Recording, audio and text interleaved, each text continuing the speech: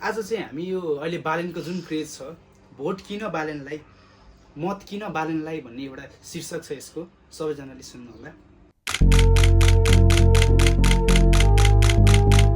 नारा चिच्याउनेहरूको भिडमा उनी मौन भाषामा कर्म लेख्छन्, कागजमा होइन सडकमा भोलिको सहर कोर्छन्।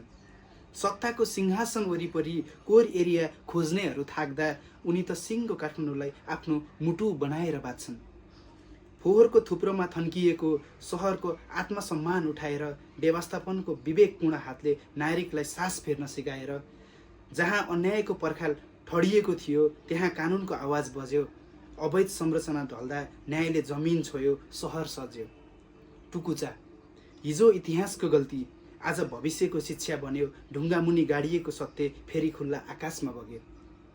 भूमि लुट्नेहरू चुप लागे, सार्वजनिक हक बोल्दा सार्वजनिक हक बोल्न थाल्यो।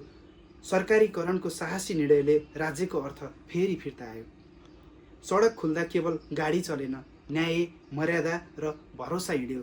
सहरमा उज्यालो बल्दा डरको अँध्यारो आफै हरायो। शान्ति अब भाषणको शब्द होइन, दैनिकीको अनुभूति भयो। नागरिकले आफ्नै सहरमा आफ्नोपन फेरि भेट्यो।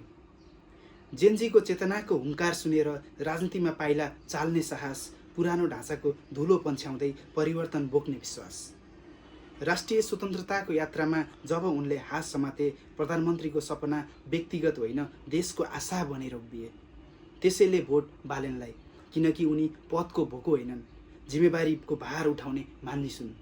किनकि उनी शब्दले होइन कर्मले शासन गर्छन् र जब कर्म बोल्छ इतिहास आफै कलम लेख्न छोड्छ। नेपाल अब प्रतीक्षा होइन निर्णयको मोडमा उभिएको छ र त्यो मोडमा बालेन एउटा नाम होइन एक सम्भावना बनेर देखिएको छ। त्यसैले भोट बालेनलाई।